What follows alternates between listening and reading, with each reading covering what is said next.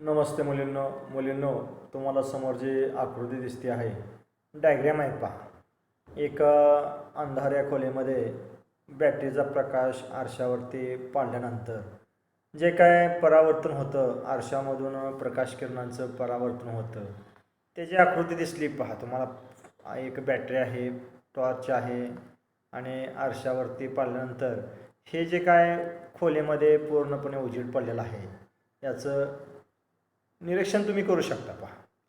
तर ह्याच्यावरून आपल्याला काय शिकायचं आहे याच्यामध्ये की प्रकाश किरण एका कुठल्या जरी असेल घनमाध्यमावर आपण म्हणतो परावर्तित माध्यम नाही आहे काय तर त्याच्या घनमाध्यमावर जर प्रकाश किरण पडले समजा तर ते रिफ्लेक्ट होतात पहा परावर्तित होतात आणि परावर्तित प्रकाश किरणाचा प्रकाश हा पडू शकतो पहा.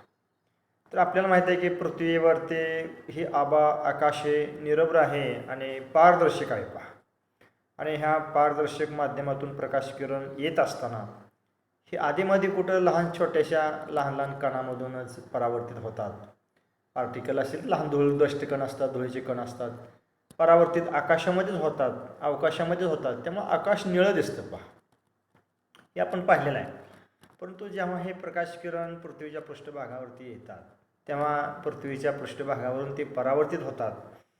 परावर्तित झाल्यामुळं आपण ह्या दिवसाच्या सगळ्या वस्तू गोष्टी हे पाहू शकतो पहा. तर प्रकाश किरण जर परावर्तित झाले नसता तर आपण पाहू शकलो नसतो पहा किंवा हे दृष्टीची सजीवांची निर्मिती वगैरे झाली नसती वास्तविक पहा. म्हणजे प्रकाश किरण पृथ्वीच्या पृष्ठभागावर सूर्याचे पडतात आणि ते परावर्तित होतात वेगवेगळ्या मार्गावरून. तुम्ही ह्याच्या अगोदर शिकलेलं आहे की नियमित परावर्तन रेग्युलर अरेग्युलर अनियमित परावर्तन याच्या व्याख्या शिकला आहे पहा. तर परावर्तन म्हणजे काय हे आपण आता ह्या प्रकरणामध्ये पाहणार आहोत की लाईट रिफ्लेक्शन म्हणजे काय प्रकाशाचं परावर्तन रिफ्लेक्शन ऑफ लाईट म्हणजे काय हे पाहणार आहोत. आपण सुद्धा घरी हा प्रयोग करू शकता की टॉर्चचा प्रकाश जर तुम्ही आरशावरती टाकला भिंतीवरती टाकला तर भिंतीच्या आसपासचा सगळा भाग भिंत किंवा सगळा खोली जी आहे हे तेजोमय दिसते पहा. म्हणजे प्रकाशाचं परावर्तन झाल्याशिवाय ह्या गोष्टी घडणार नाही. तर याच्याविषयी आपण सखोल माहिती पाहूया. हे जे प्रकरण आहे आपलं या प्रकरणामध्ये त्याच्याविषयी माहिती पाहूया पहा की प्रकाशाचं परावर्तन म्हणजे काय. आता जे आपलं जे प्रकरण आहे हे प्रकरण 16 आहे बाळांनो आणि या 16व्या प्रकरणामध्ये आपल्याला पाहायचं आहे की प्रकाशाचं परावर्तन कशाला म्हणायचं लाईट रिफ्लेक्शन ऑफ लाईट हे आपण पाहणार आहोत. तर याच्यामध्ये जे काही थेरोटिकली भाग आहे ते दिला आहे पहा तुम्हाला की we get different feeling through sense. The sense of vision is the most important among our life sense because of this we can see this hills rivers trees peoples object among us.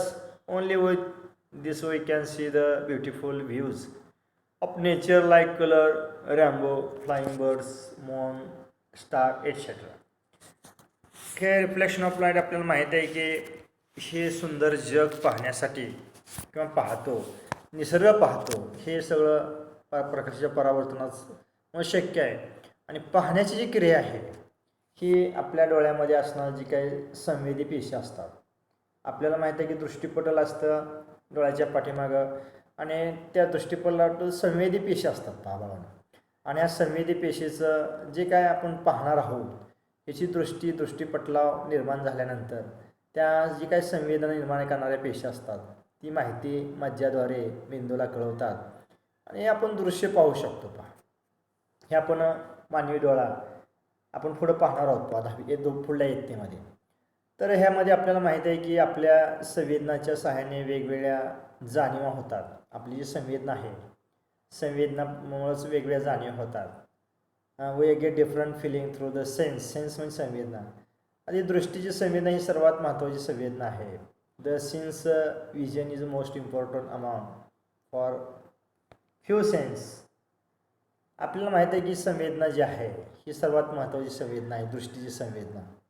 या संवेदनेमुळे आपण आपल्या सभोवतालची जी काय आहे because of this we can see hill म्हणजे टेकड्या river नदी ट्री झाडे असतील पीपल लोक असतील वेगवेगळी माणसं असतील अँड ऑब्जेक्ट अराउंड अस सभोवतालच्या सर्व वस्तू आपण पाहू शकतो. दृष्टीचे सुंदर रूप जसे ढग असते, क्लाउड्स असेल. Only we see can beautiful views nature like clouds, rainbow, इंद्रधनुष्य, फ्लाइंग बर्ड्स, उडणारे पक्षी, मून, स्टार, चंद्र, तारे, ही सगळे दृष्टीच्या संवेदनेमुळेच पाहू शकतो. आपली दृष्टीची संवेदना निर्माण झाल्यामुळंच ह्या सगळ्या गोष्टी आपण पाहू शकतो. आणि दृष्टीची संवेदना निर्माण होण्यासाठी प्रकाशाचं परावर्तन, रिफ्लेक्शन ऑफ लाईट, हे खूप महत्त्वाचं आहे. तर हे ट्राय दिस म्हटलं आहे. आपल्याला हा भाग नाही कोविड-19 आपण घेणार आहोत नाही. तर रिफ्लेक्शन ऑफ लाईट ह्याच्यामध्ये पाहायचं आहे आपल्याला की रिफ्लेक्शन ऑफ लाईट कशाला म्हणायचं, प्रकाशाचं परावर्तन कशाला म्हणायचं. व्याख्या दिली पहा. When light ray falls on object, their direction change and they can turn back. This is called a reflection of light. Reflection of light. की एखाद्या पृष्ठभागावर प्रकाश किरण पडले असता त्याची दिशा बदलते व ते परत फिरतात, यालाच प्रकाशाचे परावर्तन म्हणतात. When light ray falls on an object, the direction changes and they turn back. Back म्हणजे माघारी फिरतात आणि माघार फिरल्यानंतरच this can be is called reflection of light. आपल्या घरामध्ये सुद्धा आपण ज्यावेळेस ट्यूब लावतो, बल्ब लावतो त्यावेळेस त्याचा प्रकाश सर्व भिंतीवरती, पृष्ठभागावरती पडून रिफ्लेक्ट होतो बाळांनो पहा. त्यामुळे संपूर्ण खोलीमध्ये उजेड दिसतो. हे प्रकाशाचं परावर्तनाची व्याख्या तुम्ही लक्षात ठेवायची की the light ray falls on object, their direction changes and they can turn back. This called reflection of light. आता यानंतर एक प्रयोग केलेला आहे. प्रयोगामध्ये आपण पाहिलेलं आहे की आरशावरती प्रकाश किरण पाडल्यानंतर खोलीमध्ये कसा उजेड पडतो, त्याचं स्पष्टीकरण खाली दिलं आहे की in this activity light ray which falls on the mirror. जेव्हा प्रकाश किरण आरशावर आदळल्यानंतर परावर्तित होतात व वेगळ्या दिशेने जातात. Gets reflected and travel in different direction. वेगवेगळ्या दिशेने परावर्तित होतात. The rays falling on the surface of called incidence ray. आता ह्याच्यामध्ये इन्सिडन्स म्हणजे आपाती किरण म्हटले की जे प्रकाश किरण कोणत्याही पृष्ठभागावर पडतात त्यांना आपाती किरण, इन्सिडन्स रे म्हणतात. जे प्रकाश किरण कोणत्याही पृष्ठभागावर पडणारे आहेत किंवा येणारे आहेत, जे येतात आणि पडतात त्याला आपाती किरण, इन्सिडन्स रे म्हणायचं. The point at which an incidence ray falls is called point of incidence. आणि ज्या बिंदूवर ते प्रकाश किरण पडतात त्याला इन्सिडन्स पॉईंट म्हणायचं. किंवा the point at which an incidence ray falls is called the point of incidence. The ray going away from the surface of the reflection are called reflected ray. आणि प्रकाश किरण ज्या बिंदूवर ते पडल्यानंतर जे रिफ्लेक्ट होतात, परावर्तित होतात, बाहेरच्या बाजूला परावर्तित होतात, त्याला म्हणायचं रिफ्लेक्टेड रे, परावर्तित किरण म्हणायचं. The direction of the reflected ray incidence decided by the some rules. हे जे रिफ्लेक्टेड रेज आहेत, बाहेर परावर्तित होतात, त्याचं ठरवण्यासाठी वेगवेगळे नियम आहेत पहा. Which are called laws of reflection. त्यालाच परावर्तनाचे नियम म्हणतात. Let us learn some definition before learning about this law. हे शिकण्या अगोदर, हे नियम परावर्तनाचे नियम शिकण्याच्या अगोदर, आपण समजून घेण्याच्या अगोदर काही संज्ञांचा अभ्यास करणार आहोत. म्हणजे या ठिकाणी लक्षात ठेवायचे, प्रकाश किरण एका बिंदूवरती पडल्यानंतर पृष्ठभागावरती प्रकाश किरण येऊन पडतात. येण्याचा मार्ग आहे त्याला इन्सिडन्स रे म्हणायचं. पडणार आहे तो बिंदू असतो, पॉईंट असतो, पॉईंट ऑफ इन्सिडन्स रे. आणि रिफ्लेक्टेड जे होतात रे, परावर्तित होत, त्याला रिफ्लेक्टेड रे म्हणायचं. हे सगळे एकाच प्रतलामध्ये असते, वन प्लेन. त्याच्याविषयी आपण पुढील आकृतीमध्ये माहिती पाहणार आहोत. ॲज शोन इन फिगर म्हटलेलं आहे. याच्यामध्ये तुम्हाला दिली फिगर पहा की रिफ्लेक्टेड ऑफ लाईट म्हटलेलं आहे. त्याचं स्पष्टीकरण ह्याच्यामध्ये हा जो रे आहे, हा येणारा रे जो आहे हा इन्सिडन्स रे आहे. काय इन्सिडन्स. आणि ऑब्जेक्ट आहे व पॉईंट आहे, तो पॉईंट इथं पडलेला आहे पहा. ह्या पॉईंटवर हा मी गोल केले का नाही, त्या हा प्लेन सरफेस किंवा आरसा आहे, मिरर आहे पहा. पोझिशन ऑफ मिरर पी आणि Q is a position of mirror आहे. हे पोझिशन ऑफ मिररमध्ये पॉईंट ओमध्ये हा इन्सिडन्स रे पडलेला आहे. आणि तो पॉईंट ऑफ इन्सिडन्स म्हटले, त्याला काय म्हटलेलं आहे, पॉईंट ऑफ इन्सिडन्स म्हटलं आहे पहा. हा जो असतो हा अँगल ऑफ इन्सिडन्स झाला पहा. आणि पडल्यानंतर हा रिफ्लेक्टेड झाला आहे पहा. ह्या दिशेने माघारी गेलेला आहे, याला म्हणायचं रिफ्लेक्टेड रे. रिफ्लेक्टेड रे तुम्हाला ह्या बिंदूपाशी लावलेला आहे रिफ्लेक्टेड रे म्हणून. आणि हा जो अँगल आहे, हा अँगल जो झाला तो अँगल ऑफ रिफ्लेक्शन झाला. रिफ्लेक्टेड रे किंवा अँगल ऑफ रिफ्लेक्शन झाला.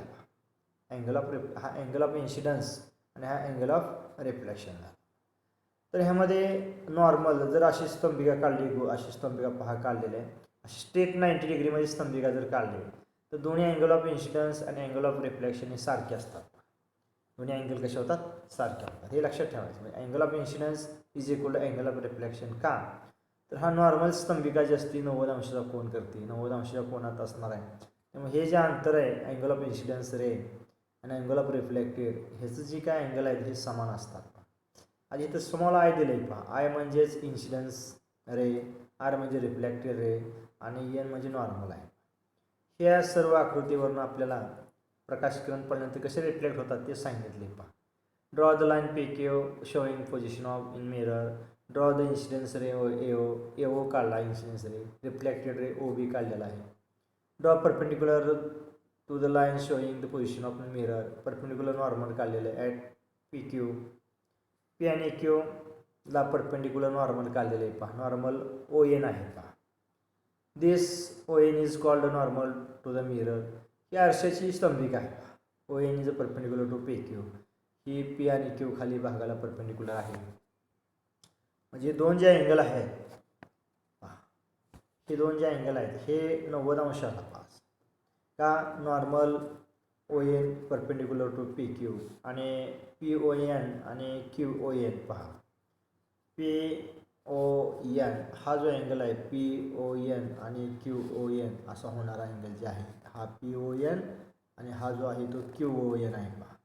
हे अँगल जे आहे हे 90 अंश होतात पहा, काटकोन होतात. हे दिले या ठिकाणी.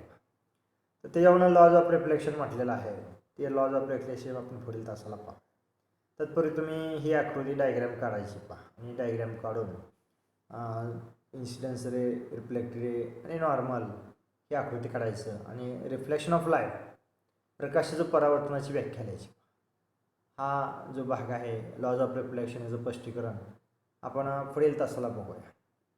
तर पुढील तासाला हे परावर्तनाशी संबंधित संज्ञा किंवा नियम, लॉज ऑफ रिफ्लेक्शन वगैरे आपण पुढील तासाला पाहूया. तत्पूर्वी तुम्ही डायग्राम काढा.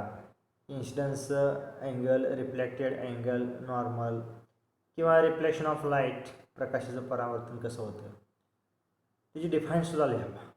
पुढील जो भाग आहे आपण पुढील तासाला पाहूया.